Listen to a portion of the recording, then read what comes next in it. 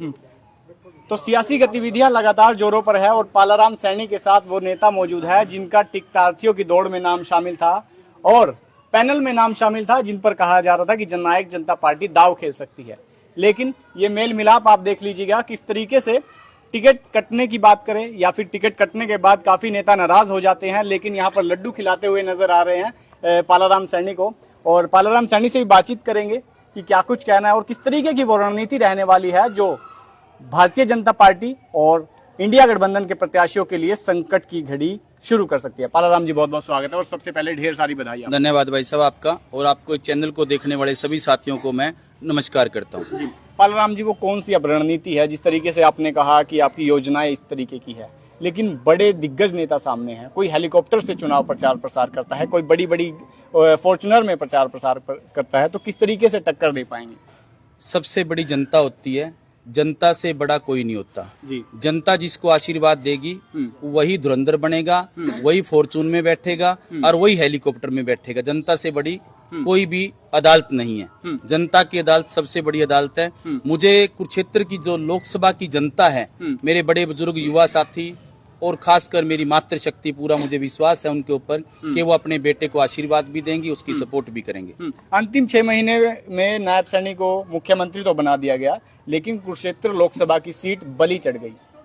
कुरुक्षेत्र की जो सीट है वो ज्यादातर सैनी समाज के यहाँ से सांसद रहे हैं जी। मैंने बताया कि साथियों को, पीछे भी पत्रकार बंधुओं को, 1980 के दशक के अंदर जिस परिवार ने आज मुझे टिकट दी है, इसी परिवार ने यहाँ से 300 किलोमीटर नारनौल से श्री मनोहर लाल सैनी जी को लियाके ताऊ देवीलाल जी ने कुरुक्षेत्र से लोकसभा का इलेक्शन लड़ाया था और यहाँ से मनोहर लाल सैनी जी पहली बार सांसद बने थे जी।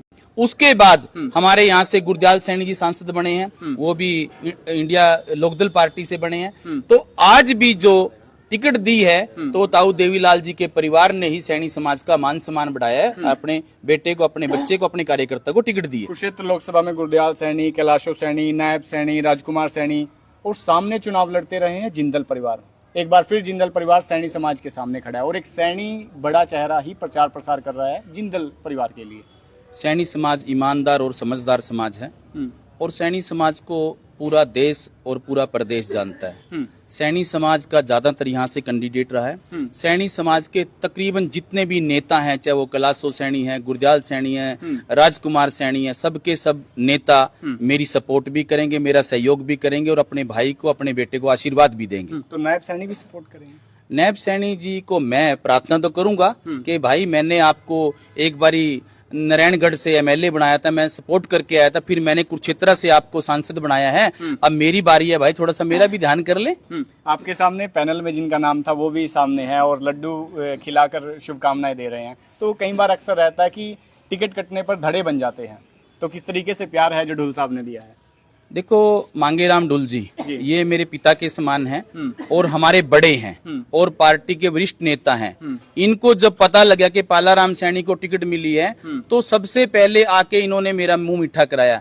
ये हमारी पार्टी के अंदर जिस तरह से ताऊ देवीलाल जी चलते थे उसी तरह से दुष्यंत चौटाला जी चल रहे हैं, तो हम सबके सब मिलके दुष्यंत चौटाला को मजबूत कर रहे हैं। तो हमारी पार्टी के अंदर प्रेम प्यार है, एकता है। एकता की मिसाइल जो आप देख रहे हो, मेरे साथ कैथल की जानी मानी हस्ती अनिल चौधरी जी, जिनका टिकट दिवाने में मेरे ऊपर एक बड़ा आशीर्वाद रहा है मेरे बड़े भाई का, तो वो भी मेरे साथ है, उन्होंने भी मेरा मीठा मुंह कराया है। मैं उनका भी और उनके पूरे परिवार का, चौधरी परिवार का धन्यवाद करता हूं, क्योंकि मैं बताना चाहता हूं कि चौधरी जो परिवार कैथल में है उनका एक अपना स्थान है और पूरा का पूरा जो चौधरी परिवार है वो पालाराम सैनी के साथ है, अपने भाई को, अपने बच्चे को आशीर्वाद देगा। तो ढुल साहब कितनी मजबूती देखते हैं सैनी समाज में? टिकट आई है जहां बीजेपी ने टिकट काट दी और दूसरी पार्टियों ने भी सैनी समाज को तवज्जो और टिकट नहीं दी।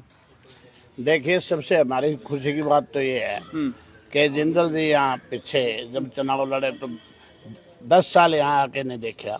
सबसे बड़ी खुशी बात क्या, मैंने अपने हल्का, अपने कॉन्स्टिट्यूएंसी से कैथल में, और वो भी सैनी समाज को दोबारा फिर टिकट मिली है। उसका भी एक कारण है, यानी जो बाहरी फैक्टर है वो उन पर, उसका भी एक कारण है कि ये समाज हमारा जी शुरू से ही भरोसे वाला रहा है इस परिवार का, और हम उम्मीद करते हैं, मैं जाट समाज से संबंध रखता हूँ जी, हम इनका पूरा तन मन धन से सहयोग करेंगे और पार्टी के सारे कार्यकर्ता और सब लोग हम इनका भरपूर सहयोग करके जिताने की कोशिश करेंगे। और चुनाव जो होता है ना, ये मत समझो कि भाई बहुत बड़ा शेर है कोई दूसरा, ये आंधी होती है, हवा बढ़ानी पड़ती है। 2 दिन के अंदर आंधी ऐसी आती है, कई बार चुनाव पलट जाते हैं। तो जिंदल साहब हेलीकॉप्टर में आंधी मचाते हुए घूम रहे हैं। बस वो आंधी में उठ जाएंगे। अच्छा, कई बार ऐसे होता है जो बहुत ज्यादा आंधी उठाता है ना, वो आंधी में उड़ जाएंगे। तो जो कोयला घोटाले वाला फैक्टर है, ये यही जो तो आरोप चीज़ है, जो आरोप लगा रहे थे भारतीय जनता पार्टी के लोग, कितना यहाँ पर जो भूमिका निभाने वाला है? साहब, एक गंगा जी का पानी और दूध में मिले वाले रहे बीजेपी बेचौन सा उसमें कदम रखता है। जैसे किसी के घर सीबीआई के पीछे अखबार में पढ़ा होगा आपने, रेड गई भी वो कहाँ है, वो कहा जी बीजेपी पार्टी ज्वाइन करने जा रही है। अब जो उस पार्टी में जाता है वो दूध से धोया जाता है और उसके सारे पाप धुल जाते हैं। तो जिंदल जी भी 20,000 करोड़ रुपए घोटाला करके पहले चुपचाप बैठे रहे, डरते। अब कहा भी तू चुनाव लड़ और हमारी पार्टी से लड़। एक कैंडिडेट है हमारे डीडी शर्मा, मैंने कहा पंडित जी आ जाओ, आपका टिकट कट गया और दूसरी पार्टी से ले लो किसी से। नुका नहीं, मैं जिंदल को मिल गया टिकट। नुका जिंदल को कैसे मिल सकता है, वो पार्टी का सदस्य ही नहीं है। तो 1 घंटे के अंदर उसे पूछ लेना फोन करके बेशक, भाई मैंने पहले बता दिया था, भाई आपका टिकट कट गया और जिंदल को मिल गया। अरे जिंदल तो नुका कांग्रेस में है, डोल साहब आप भूल रहे हो। मैंने कहा कट गया। तो सुशील गुप्ता मैदान में है। वो सुशील गुप्ता देखो कभी यहाँ पहले आए नहीं, सुने हैं अच्छे आदमी है, लेकिन हम तो अपने से बढ़िया किसी ने नहीं तो यार मानते। ये जो बाहरी वाला फैक्टर है, क्योंकि सुशील गुप्ता भी बाहर से हैं, जिंदल भी बाहर से हैं और अभय चौटाला भी बाहर से हैं और स्थानीय पालाराम सैनी है। बिल्कुल है, तो इसका फायदा मिलने वाला है। बिल्कुल 100%। तो चौधरी साहब, आपको धन्यवाद किया है। पालाराम सैनी ने कहा कि आपकी भूमिका थी कि टिकट दिलाने को लेकर काफी। नहीं, हमारा तो एज ए जेजेपी तो हमारा फर्ज बनता है भी कोई भी डिस्ट्रिक्ट सिटी प्रेसिडेंट के पास आए और उनकी मदद की जाए। तो हमने दुष्यंत जी को रिक्वेस्ट करी भी आप सैनी समाज को टिकट दीजिएगा और जो कि हमारे आगे एमएलए का इलेक्शन आ रहा है तो हमें उसमें भी बेनिफिट मिलेगा। तो आप सोचो, यदि आप पार्लियामेंट्री बोर्ड सैनी समाज को टिकट देती है तो अच्छा रहेगा। हमारा तो एक व्यूज है, मतलब है काम पार्लियामेंट्री बोर्ड ने करना है और वो काम पार्लियामेंट्री बोर्ड ने बड़ी सूझबूझ के साथ पालाराम सैनी जी को टिकट देके। आप शहरी प्रधान हैं, शहर में कितनी मजबूती देखते हैं जननायक जनता पार्टी? सब ऐसा है, पार्टी का काम है मेहनत करना। हमारी जो मेरी पर्सनल सोच है, हमारा काम है मेहनत करना। जब हम पालाराम जी के लिए मेहनत कर रहे थे तो कुछ लोग हंसते थे, भाई क्या होगा, होना कुछ नहीं है, आप मेहनत करो, आगे चलो। बिना मेहनत करे कैसे वो हो जाओगे? पहले से ही आप कुछ भी बोल पड़ो उसका कोई फायदा नहीं है, आप आगे बढ़ो। अगर आप एक्सपेक्टेशन आउटपुट की रखते हैं तो पहले इनपुट नहीं, पहले हमेशा आपको स्लो चलना चाहिए। Slow and steady wins the race. पौड़ी चलो सिंगल यही मूल मंत्र रहने वाला है।